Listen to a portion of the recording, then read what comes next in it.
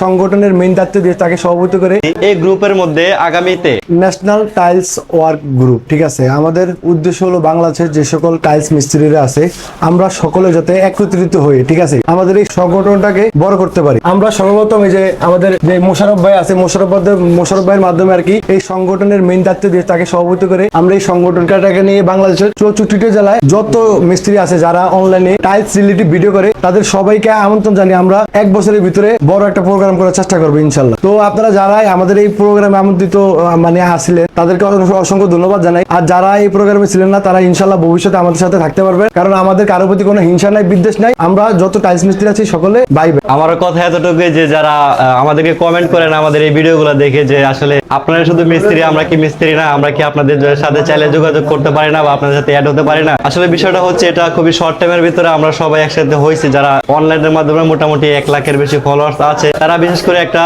সংগঠন করে আমরা একটা গ্রুপ বানাইছি। এই গ্রুপের মধ্যে আগামীতে আপনারা যারা আছেন, যারা অনলাইনে কাজ করে, তাদেরকে সকলকে আনা হবে ইনশাআল্লাহ আইনে, তারপর আমরা বড় করে একদিন প্রোগ্রাম করবো ইনশাআল্লাহ। তো এই লক্ষ্যে আমরা সামনের দিকে আগাইতেছি। তো এই ব্যানারটা দেখে এখানে মাত্র 10-15 জন লোকের কাজ আছে। আমরা মনে করি যে এগুলা কিছু না, আমরা যারা অনলাইনে কাজ করি আমরা সবাই ভাই ভাই, সবাই মিস্ত্রি, সবাই একই সেকশনের লোক, আমরা একসাথে এগিয়ে যেতে চাই। এটাই হচ্ছে আমার কথা। কেউ ভুল বোঝাবুঝি করবেন না, এগুলো নিয়ে কেউ বিব্রত চড়াবেন না। আমার কথা হচ্ছে একটা, ইনশাআল্লাহ পরবর্তীতে আমরা সবাই একত্রিত হয়ে একসাথে মিলেমিশে পুরো বাংলাদেশটাকে সুন্দরভাবে সাজিয়ে তুলবো। পুরো বাংলাদেশে আমরা আধুনিক কাজ উপহার দেবো ইনশাআল্লাহ। তো এই বলে আজকের মতো ভিডিওটা এখানে আজকে শেষ করতেছি। আসসালামু আলাইকুম ওয়া রাহমাতুল্লাহি ওয়া বারাকাতুহু।